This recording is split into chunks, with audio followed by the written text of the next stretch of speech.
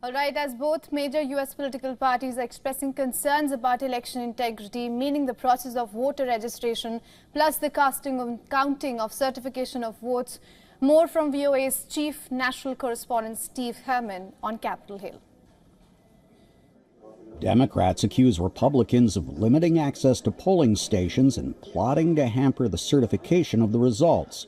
Republicans suspect Democratic Party operatives of tampering with absentee ballots, manipulating voting machines, and keeping ineligible voters on the rolls. The Republican nominee, former President Donald Trump, is facing criminal charges over his attempts to overturn his 2020 election loss. I thought the election was a rigged election, a stolen election. The Democratic Party's nominee, Vice President Kamala Harris, accuses Trump of undermining confidence in elections while she pledges to uphold fundamental American principles.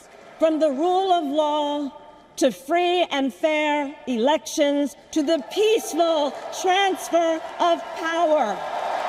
Federal agencies have been conducting tabletop exercises mindful of January 6, 2021, when Trump supporters, unhappy with the president's defeat, stormed the U.S. Capitol.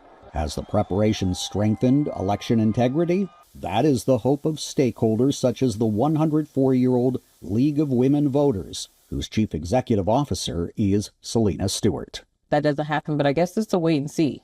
We'll have to see what happens, what the outcome of the election is, how people feel about it, what protests, and whether that protest crosses the line into violence. And my hope is that it doesn't. So far this year, the system has held up well, according to the chairman of the Federal Election Assistance Commission, Ben Hovland. We've had a lot of primaries already, both the presidential primaries this year, but state primaries. And so election officials have had a lot of practice already this season, and I think we're in good shape going into November.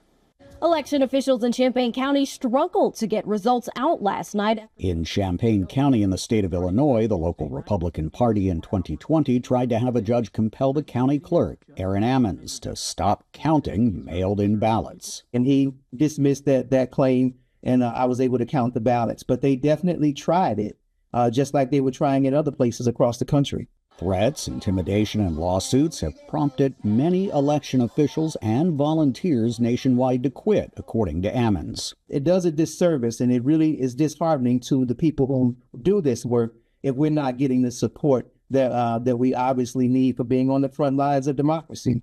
It is important to invite candidates, party officials, and the public to watch the system in operation, according to the Director of Elections in St. Louis County, Missouri, Eric Fay. Opening mail ballots, tabulating ballots, testing voting equipment, manually recounting, auditing after the election. All of these things are publicly observable. Senate Republican leadership wants to pass legislation that would require people registering to vote to provide proof of citizenship. Most Democrats here on Capitol Hill argue that the law already makes it illegal for non-citizens to vote in federal elections, and there's no evidence to support claims that illegal immigrants in significant numbers are voting.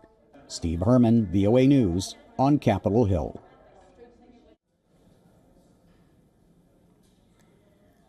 In some interesting news, Donald Trump has also unveiled his State of New Economic Plan on Thursday that includes the creation of a government efficiency commission that he also says that Elon Musk has agreed to lead if the former president is elected in November.